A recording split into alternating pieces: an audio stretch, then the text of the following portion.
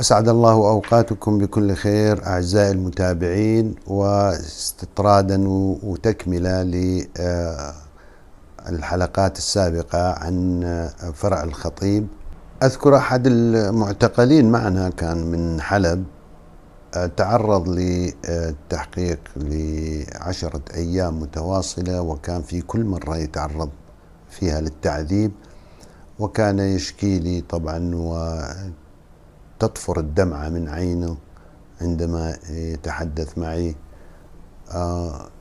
بأن المساومة معه أن يعترف بأنه كان مع المسلحين، ويعده المحقق بأنه إذا اعترف أنه كان مع المسلحين سيسعى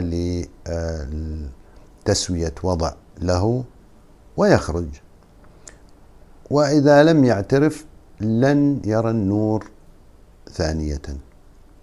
فكان يسألني ماذا أفعل، فكنت أقول له هؤلاء خبثاء، حذاري أن تتورط، ولكن إذا تشعر بنفسك أنك لن تستطيع الصمود أمام تعذيبهم فاختصر على نفسك جلسات التعذيب. أما إذا تعرف أنك قادر على الصمود لا تعترف نهائيا بما يطلبون.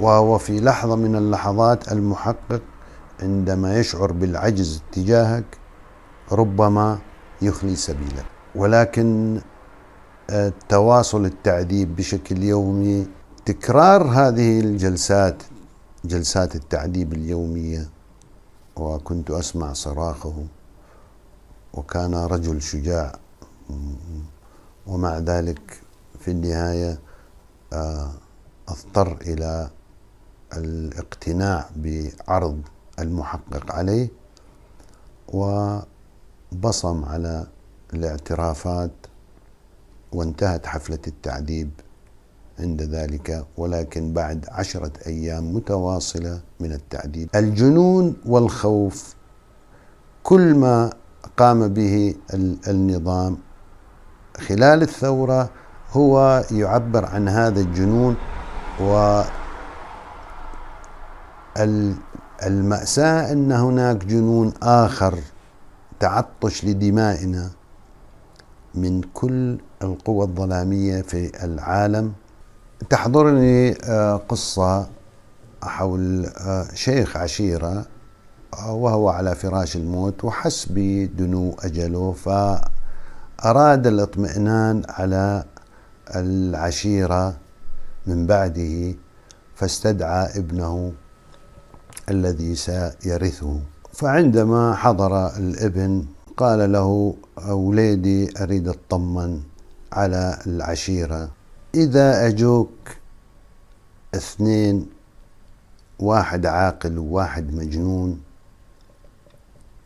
وبينهم مشكلة، شلون تحلها؟ فقال له الابن: يابا والله آخذ من العاقل، من جيب العاقل، وأعطي للمجنون وأرضيه أحلى. قال له: عفارم عليك، طيب لو جوك 2 مجانين شلون تحل؟ قال له: يبا راح آخذ من جيبي وأعطي لل2 وأرضيهم وحلها. قال له: عفارم عليك، طيب لو جوك 2 عاقلين؟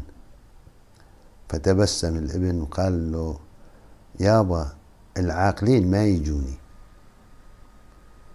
يحلون مشاكلهم بين بعض.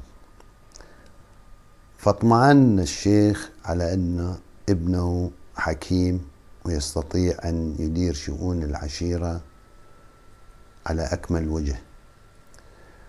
مضطر أروي هذه القصة لأقول أن هذا العالم على ما يبدو تعامل بحكمة ابن الشيخ، واعتبر الشعب السوري هو العاقل والنظام هو المجنون، فأخذ من العاقل ليرضي المجنون، ولكن المجنون لم يرضى حتى بعد 10 سنوات من قتل أكثر من 1,000,000 من البشر، وهجر أكثر من نصف الشعب السوري، ولا زال العالم ينظر إلينا على أن الحل هو بإرضاء المجنون على حسابنا. طبتم، وإلى اللقاء في الحلقة القادمة، والسلام عليكم ورحمة الله وبركاته.